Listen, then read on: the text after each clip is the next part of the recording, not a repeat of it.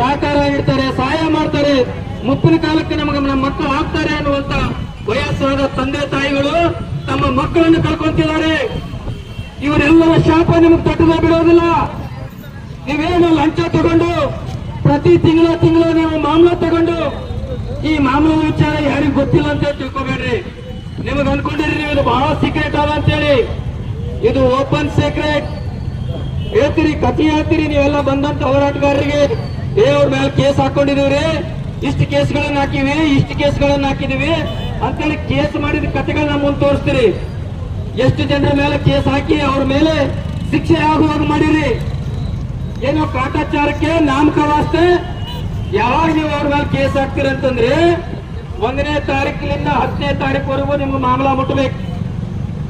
ಆ ತಾರೀಕಿನೊಳಗೆ ಮಾಮಲ ನಿಮಗೆ ಮುಟ್ಟಿಲ್ಲ ಅಂತಂದ್ರೆ ಬಂದು ಅವ್ರ ಮೇಲೆ ಕೇಸ್ ಹಾಕ್ತೀರಿ. ಅದು ಏನು